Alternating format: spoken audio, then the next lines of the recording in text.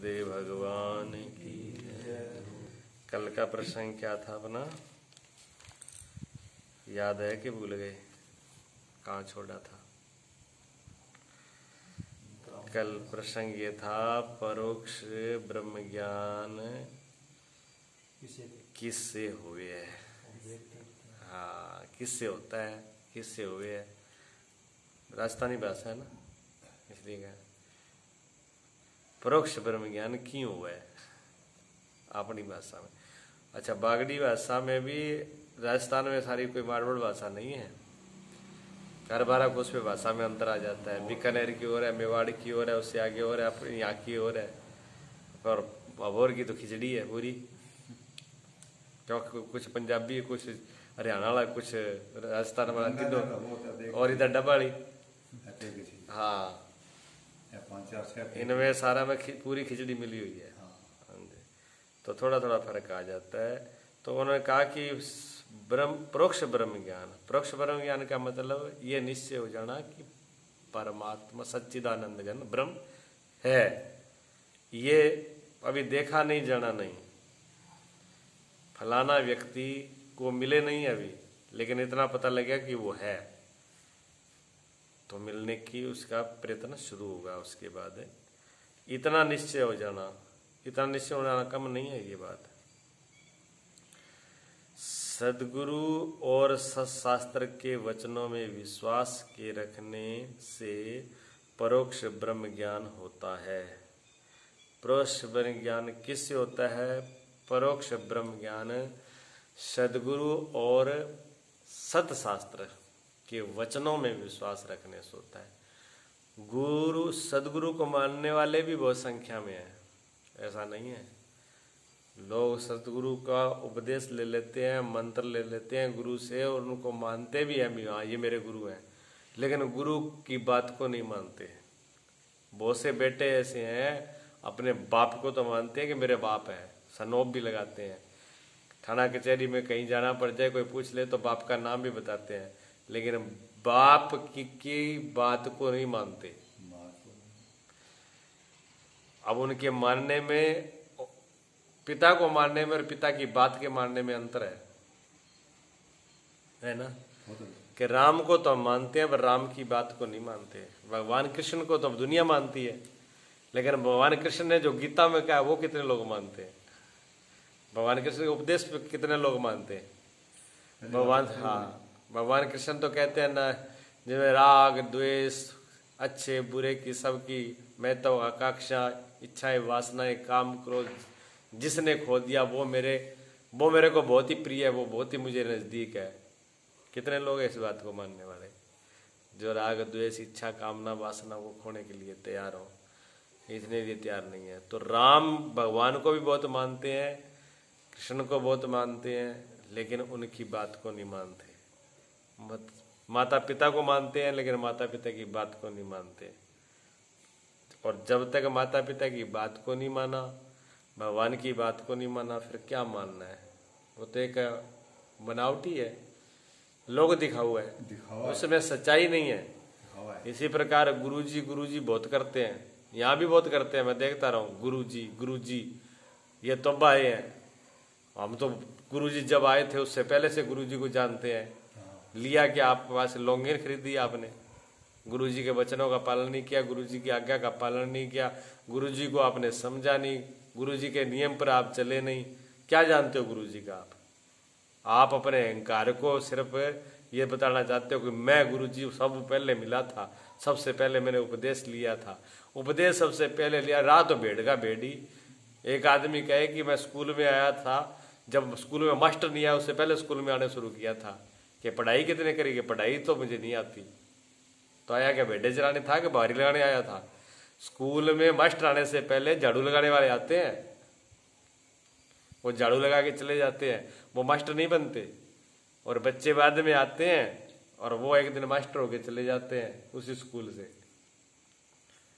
तो इतना अगर जीवन के अंदर नहीं आया किसी के, पुराने कुछ लोगों को मैं सुनता रहता हूँ, उनको इतना अभिमान है कि वो किसी से बात सुनने के लिए तैयार नहीं है।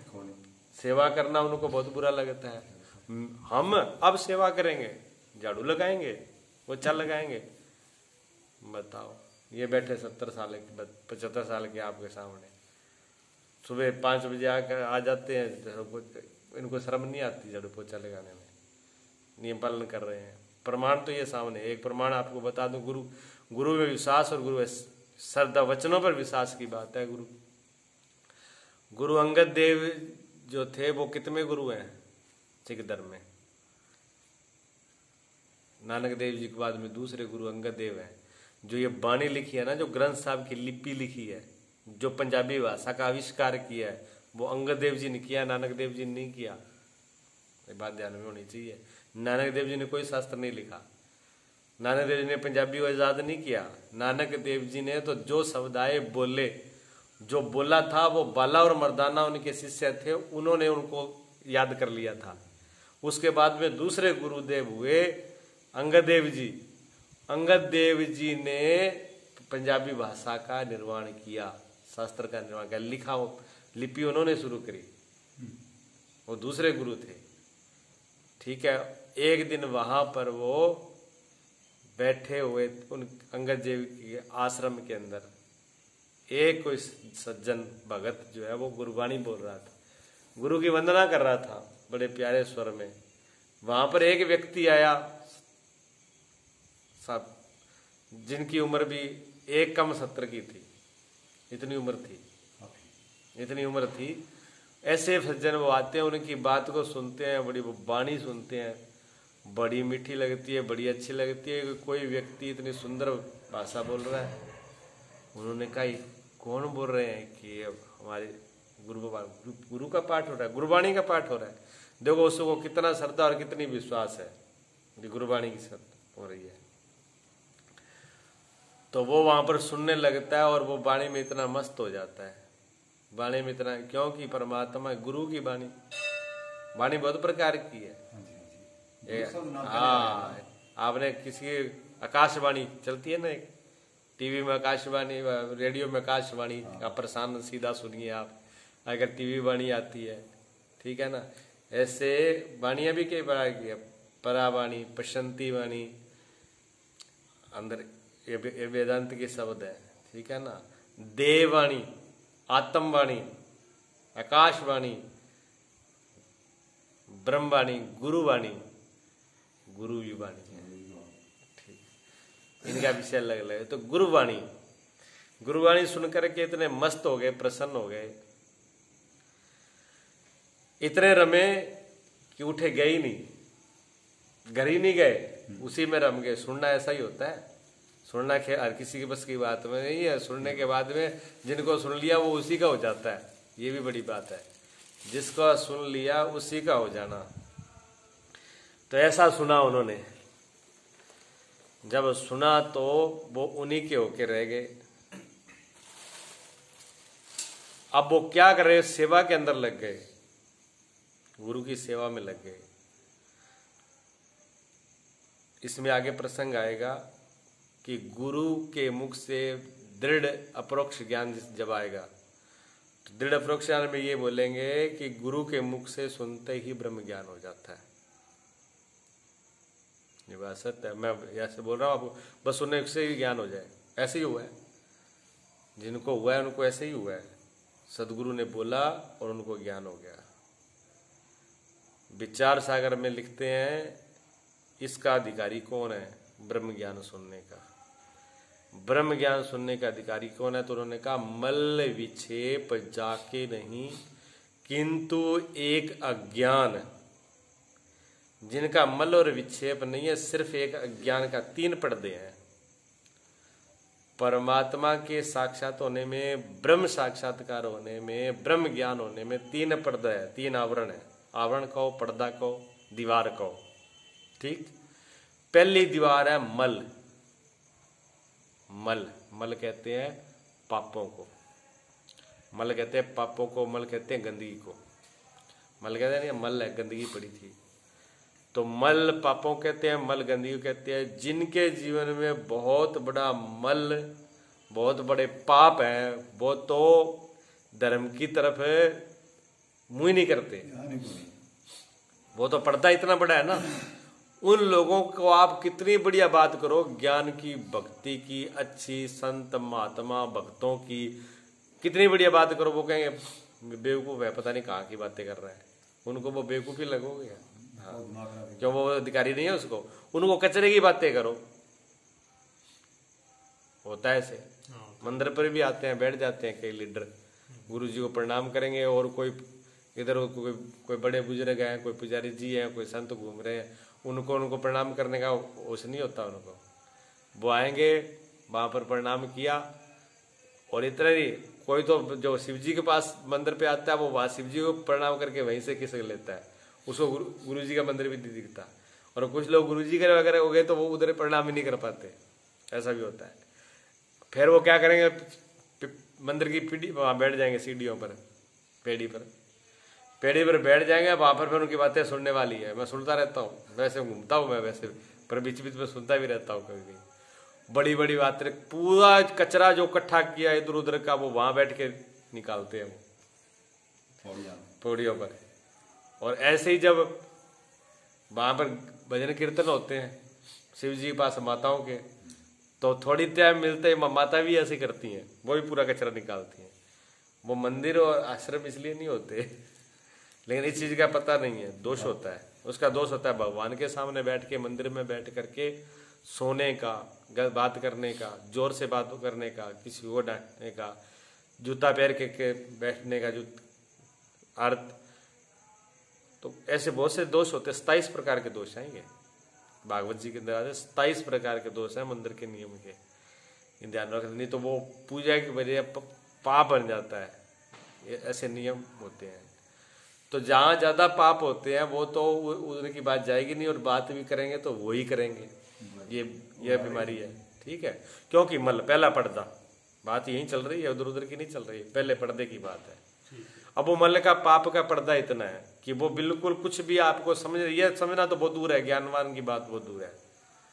लेकिन किसी वक्त अगर वो थोड़े बहुत व्यक्ति आ जाए, अंदर आ जाए किसी संत महापुरुष के, उनके प्रभाव देखो। अब किसी संत के पास बैठने का, अब ये मान लो सत्संग मोबाइलों पर भी आ रही है, मोबाइल पर रिकॉर्ड भी हो रही है, लेकिन जो किसी संत के गुरु के पास बैठ करके आप सुन रहे हो, वो बातें सुनते रहना, बोले कुछ नहीं होगा।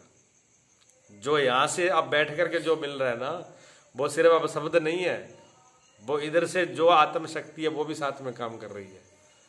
पास में बैठना, नदी को टीवी के अंदर देखना और नदी के किनारे बैठना एक ही बात है क्या?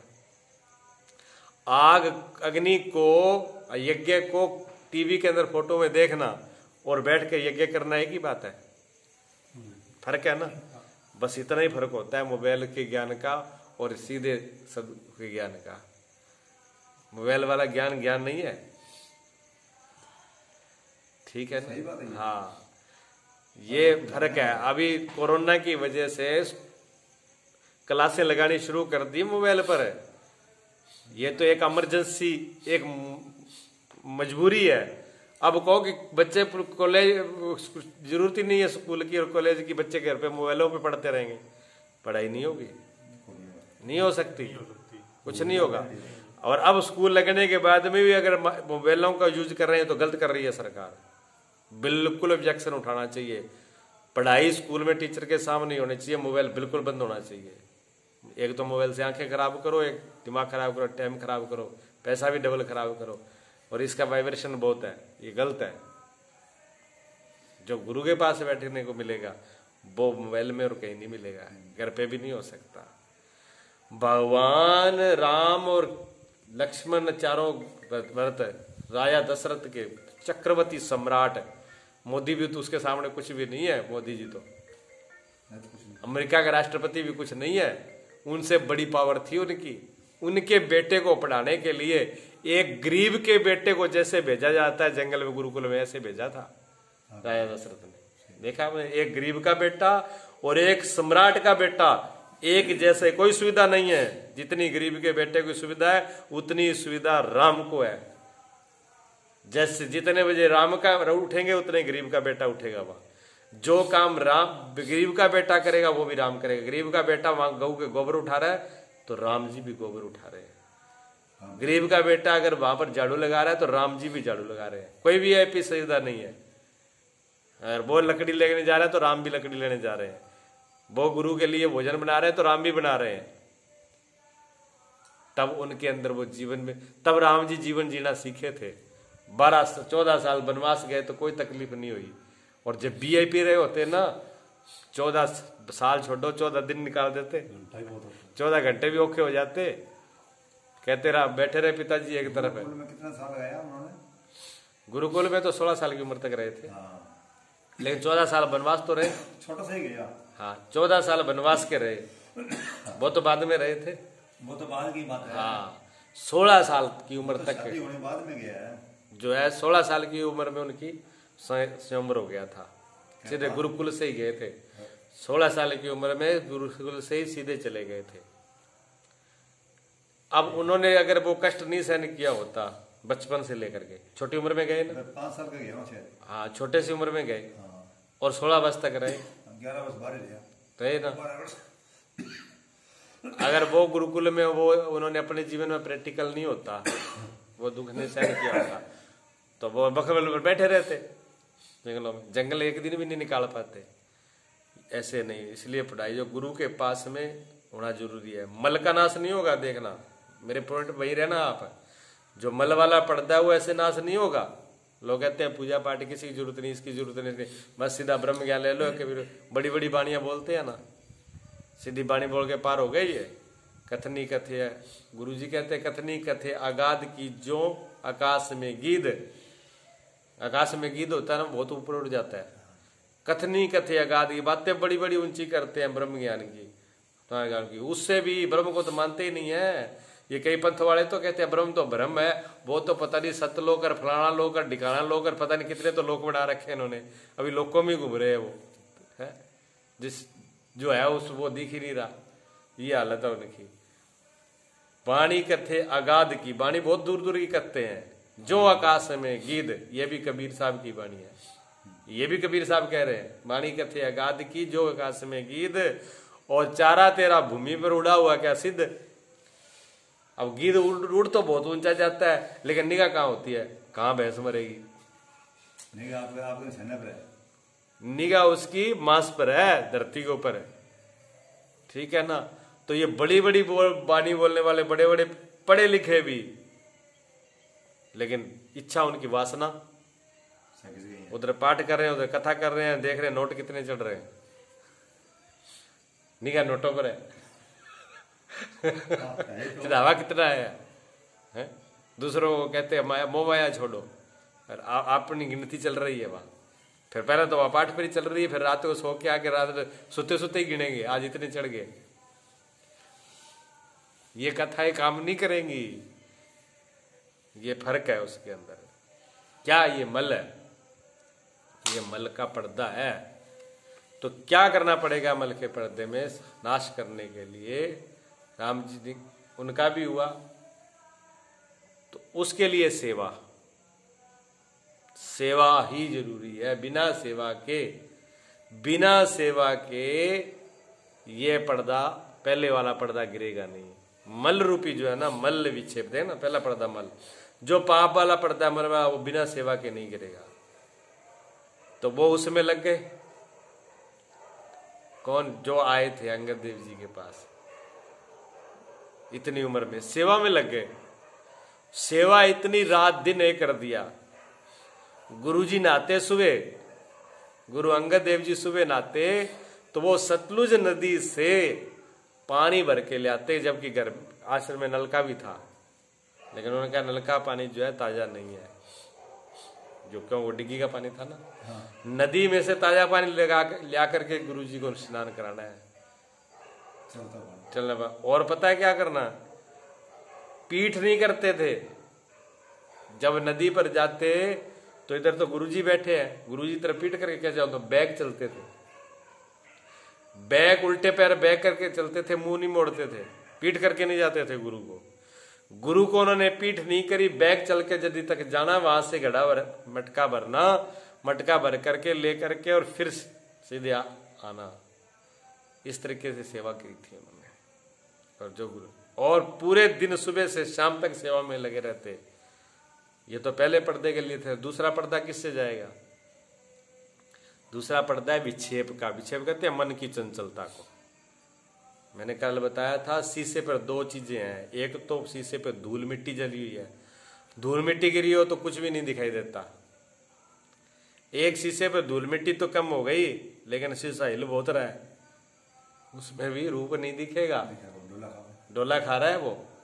तो दूसरा है मन हिल बहुत रहा है।